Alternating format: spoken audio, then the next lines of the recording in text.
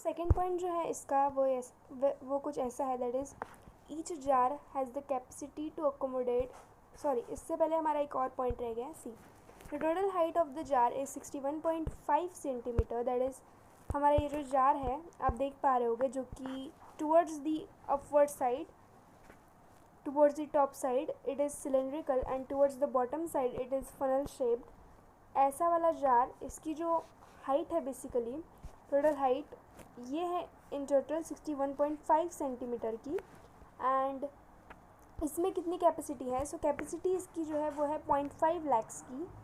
Okay ये 50,000 दिया गया है but it is wrong, it should be like यहाँ से कॉमा हटा के one more zero, right, this should be okay. अच्छा wait, sorry, it is not 5 lakhs, it is 0.5 lakhs. Okay अगर it is 0.5 lakhs then it is 50,000. Okay so it's correct then, because 10 से वो हो जाता है ना मल्टीप्लाई, दैट्स वाई ये point हट जाता है फिर. Okay so 0.5 lakhs it is correct then. Okay so capacity is not 5 lakhs. See यहाँ पे थोड़ा सा मैंने प्रॉपरली रीड नहीं किया तो यहाँ पे देख सकते हो कितनी गलती हो गई. अगर मैंने obviously as a student if मैंने एग्ज़ाम में राइट किया होता, ये मैंने लिख कर आई होती तो मुझे मिलता अंडा. सो इन सारी चीज़ों पर भी ध्यान दो, that is 0.5 lakh, it is not zero, it is not 5 lakh. Okay so each jar has capacity to accommodate almost 0.5 lakh eggs of carps. Carps means fish. The jars are vertically placed on the wooden table through holes fitted by 3 clamps. 3 clamps के through holes fitted इनको fitted किया जाता है. Jar जो है basically vertically means इस type से. For example this is the jar, इसको vertically, and horizontal means like this, right. So this should be the vertical and this is the horizontal. तो इस तरीके से इनका प्लेसमेंट होना है. But make sure to remember this thing that जो भी जार है वो अपवर्ड टाइप से सिलेंड्रिकल है and it is like funnel shaped from the मैं थोड़ा प्रॉपर बना नहीं रही हूँ, फ्रॉम द बॉटम, राइट, कुछ इस टाइप से. And this is the vertical position, this is the vertical.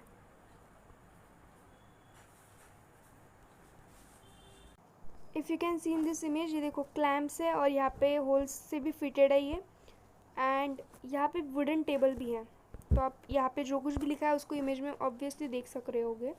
The jars are placed in rows, 2 rows में रखना है, by keeping the gap of 21.5 centimetre between them and between the jars of 45 centimetre. अगर आप इस image में देख पा रहे होगे तो सी यहाँ पे थोड़ा सा डिटेल में मैं बताना चाहूँगी. जैसे आप देख पाओगे ये फर्स्ट रो है और ये सेकेंड रो है और प्लेसमेंट किस तरीके से है, वर्टिकल. सिर्फ यहाँ पे क्या गलती की है इन्होंने, मतलब ये जो इमेज जनरेट हुई है उसमें क्या गलती हुई है कि ये सिलेंड्रिकल तो है टूवर्ड्स अपवर्ड्स बट यहाँ पे फनल शेप नहीं दिखाया गया है. सेकंड मिस्टेक, यहाँ पे प्रॉपरली हमको यहाँ पे लिखना था तो उस इमेज में एक ही रो दिखाई गई, इस इमेज में 2 रो दिखाई है बट वो प्रॉपर इन्फॉर्मेशन नहीं की गई. फिर भी हम मतलब मैं तुमको समझाती हूँ, रुको, आपको तुमको वट एवर इट इज़. सो सी यहाँ पे ये जो आपके 2 जार्स हैं इनके बीच का जो डिस्टेंस है वो कितना होना चाहिए, और इन मतलब ये जो फर्स्ट रो है और ये सेकंड रो है इन दोनों के बीच में कितना डिस्टेंस होना चाहिए. तो 2 रोज के बीच का जो डिस्टेंस है वो है 45 सेंटीमीटर का, और 2 जार्स के बीच का जो डिस्टेंस है वो अप्रॉक्सीमेटली कितना होना चाहिए वो भी दिया गया है. सो यहाँ पे 2 रोज तो नहीं है बट यहाँ पे मैं बता सकती हूँ आपको थोड़ा. तो gap between the jars in a row is 21.5 centimetre and the gap between the 2 rows. Okay तो इन जार्स के बीच की जो गैप है वो 21.5 सेंटीमीटर की है होनी चाहिए. और यहाँ पे इमेजिन यहाँ पे एक नई रो है ऐसे इन ग्लास जार्स की, तो ये जो 2 रोज में है इन रोज के बीच में 45 सेंटीमीटर की गैप होनी चाहिए. यहाँ पे हर एक जार के ऊपर लाइक अपवर्ड में टॉप में यहाँ पे आप देखोगे तो galvanised iron ring should be fitted. As you can read here, at the top of each jar, galvanized iron ring is fitted. The iron ring has beak,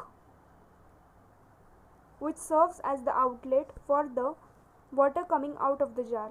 jar के बाहर जो भी पानी जाएगा, दैट इज़ वाटर का drainage होगा, या फिर ड्रेनेज नहीं, बाहर जाएगा आउटलेट, तो एक आउटलेट की तरह वो बीक उसको प्रोवाइड करता है. सो यहाँ पे galvanized iron ring on the top of the each jar, and this is the beak of the jar on the top, जो कि प्रोवाइड करेगा एज आउटलेट, प्रोवाइड करेगा outlet for the water to come outside. अब यहाँ पे आप देखोगे तो एक टैप लगा हुआ है हर एक जार पे, वो भी सबसे बॉटम में, मतलब नीचे. Long open iron channel is fitted length wise between 2 rows of jars.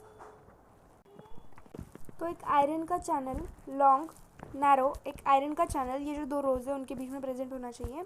यहाँ पे इमेज में ऐसे दिखाया नहीं गया है, बट मैं आपको यहाँ से समझाना चाहूँगी. That is see, this is the long open iron channel which should be present between the 2 rows. ठीक है, एक रो ये और एक रो यहाँ पे में भी प्रेजेंट होगा, यहाँ पे में भी प्रेजेंट होगा, या फिर यहाँ पे, बट कहीं पे भी तो रो होगा, और वहाँ पे उन दोनों रोज़ के बीच में there should be a long open narrow iron channel, not a channel. ये जो जार्स में जो भी वाटर प्रेजेंट होता है, जो भी हम पोर करते हैं, वो डायरेक्टली जो वाटर है फ्रॉम द जार्स वो चैनल में आता है. मतलब that is the channel, that is long narrow iron का channel present in between the 2 rows. देखो यहाँ पे दिया गया है ओपन चैनल, ये भी यहाँ पे भी आप कंपेयर करोगे, देखो it is a channel between this 2 jars, rows of jar.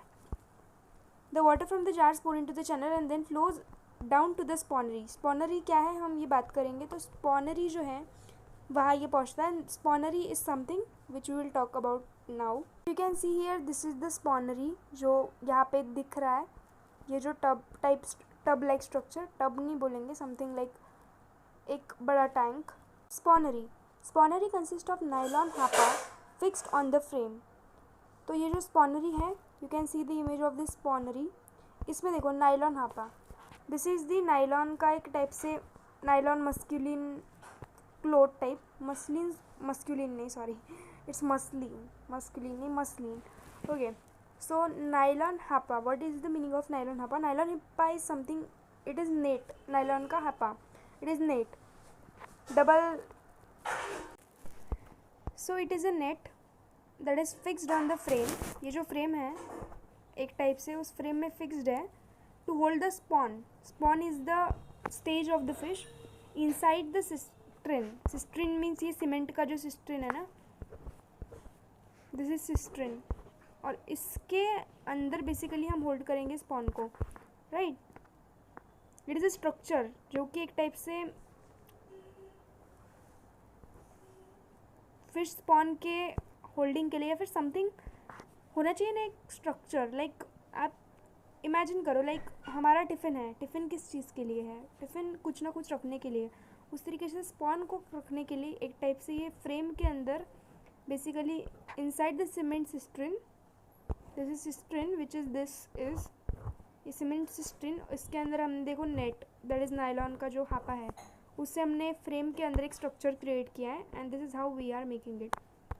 ये जो हापा है, डबल हापा होता है ना, हमने समथिंग पढ़ाया था आपको. सो ये जो है spawnery hapa is placed inside the cement cistern. ये आपका जो सीमेंट सिस्ट्रिन जो है, सिस्ट्रिन, इसके अंदर ये स्पॉनरी हापा फिक्स किया जाता है, राइट. सो ओवरहेड शार, अभी देखो ओवरहेड शार का मतलब क्या, sprays water over developing hatchlings to keep the atmosphere cool and maintain water temperature to reduce mortality. जो आपकी फ़िश होती है ना, या फिर बेसिकली फ़िश के बारे में हम थोड़ा कम बात करेंगे. हम मोस्ट प्रोबेबली नहीं, मोस्टली हम जो एक्यूरेट टर्म है उसको यूज़ करते हैं. तो हम बात करेंगे अबाउट हैचलिंग्स. तो ये जो डेवलपिंग हैचलिंग्स होती है मोस्टली, इनके ऊपर स्प्रे के लिए एक वाटर शावर प्रेजेंट होता है, दैट इज़ ओवरहेड शार. देखो ये जो शार है, इट इज़ द ओवरहेड शार. और ये शार क्यों इम्पोर्टेंट है, ये इसलिए इम्पॉर्टेंट है क्योंकि ये मदद करता है, ये कीप करता है रखने के लिए, किन 2 चीज़ों के लिए.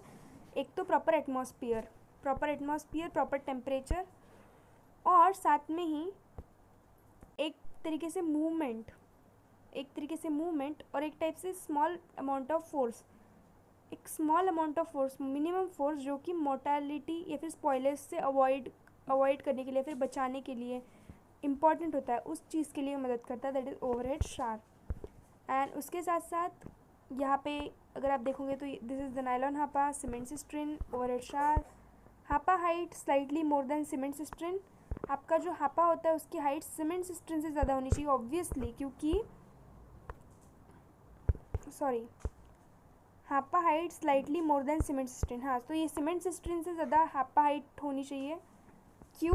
क्योंकि इमेजिन अगर ये हापा हाइट, ये जो हमारा नेट वाला नायलॉन नेट वाला हापा है, ये अगर एकदम सेम लेवल पे आ जाए सीमेंट सिस्ट्रिन की, तो ये स्पॉन एक टाइप से ये हो सकते हैं, लाइक निकल के बाहर चले जा सकते हैं, राइट। तो आउट फ्रॉम दिस स्ट्रक्चर हो सकते हैं, they can move easily out from this structure. And पानी के बाहर जाने से obviously what will happen, obviously the mortality, death.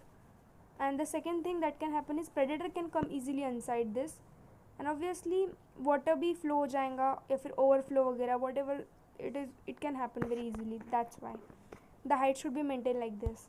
So Hapa height is slightly more than the cement cistern to prevent the overflowing of hatchlings from the Hapa. Hatchling is the stage of the fish, and overflowing of this या फिर outside वो ना जा सके इसलिए। And obviously second thing is कोई predator अंदर ना आ सकते, मतलब अंदर की कोई चीज़ बाहर ना जा सके, बाहर की कोई चीज़ अंदर ना आ सके, और पानी का भी ओवरफ्लो ना हो सके इसलिए।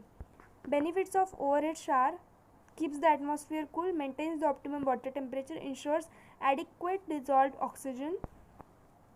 ओके, सो ऑक्सीजन को भी मेंटेन करने में मदद करता है, reduce stress and mortality of spawn, promotes better survival and quality of hatchling, that we have already discuss. It promotes the better survival because if it is not, then the mortality rate or the spoilage rate will be high. So it actually promotes the better survival and provides the all possible factors that are very important for the fish or the developing stage of fish, most probably or most commonly, most accurately we can say like hatchlings. To that hatchling, whatever things are needed for the proper growth, that all things it provides. सो जो भी overhead शार के जो भी features है वो यहाँ पे दिए गए हैं, एंड इम्पॉर्टेंट पॉइंट्स आप रीड कर सकते हो। This is the spawnery basically. अब हम जो भी इसका डिस्क्रिप्शन दिया गया है वो सिंपली रीड करेंगे, और हम इस चैप्टर के इस पार्ट को यहाँ पे एंड करेंगे। बाकी का जो भी पार्ट होगा हम नेक्स्ट सेशन में देखेंगे, बिकॉज ऑब्वियसली वीडियो की लेंथ बहुत बड़ी हो रही है। सो जितना वीडियो की लेंथ बढ़ेंगी उतना ही आप उसको बहुत बोर हो जाओगे, वीडियो को देखेंगे ही नहीं आप लोग। तो फिर इससे अच्छा है कि आप शॉर्ट लेंथ वाला वीडियो देखो, जो शॉर्ट लेंथ वाला वीडियो बनाते हैं। So let's try it.